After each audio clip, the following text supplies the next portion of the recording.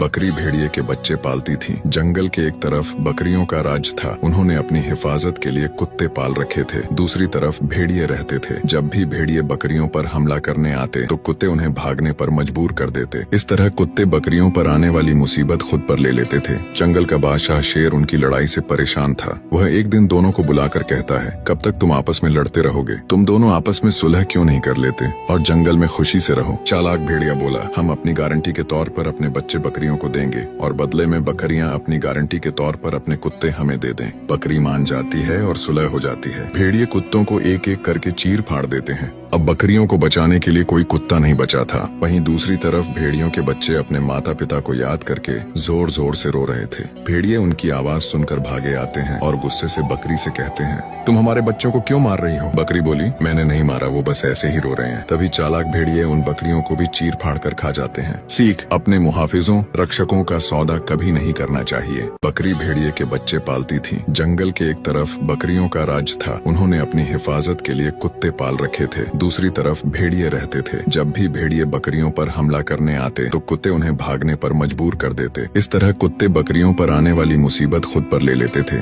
जंगल का बादशाह शेर उनकी लड़ाई से परेशान था। वह एक दिन दोनों को बुलाकर कहता है, कब तक तुम आपस में लड़ते रहोगे? तुम दोनों आपस में सुलह क्यों नहीं कर लेते और जंगल में खुशी से रहो? चालाक भेड़िया बोला, हम अपनी गारंटी के तौर पर अपने बच्चे बकरियों को देंगे और बदले में बकरियां अपनी गारंटी के तौर पर अपने कुत्ते हमें दे दें। बकरी मान जाती है और सुलह हो जाती है। भेड़िए कुत्तों को एक एक करके चीर फाड़ देते हैं। अब बकरियों को बचाने के लिए कोई कुत्ता नहीं बचा था। वहीं दूसरी तरफ भेड़ियों के बच्चे अपने माता पिता को याद करके जोर जोर से रो रहे थे। भेड़िए उनकी आवाज सुनकर भागे आते हैं और गुस्से से बकरी से कहते हैं, तुम हमारे बच्चों को क्यों मार रही हो? बकरी बोली, मैंने नहीं मारा, वो बस ऐसे ही रो रहे हैं। तभी चालाक भेड़िए उन बकरियों को भी चीर फाड़ कर खा जाते हैं। सीख, अपने मुहाफिजों रक्षकों का सौदा कभी नहीं करना चाहिए।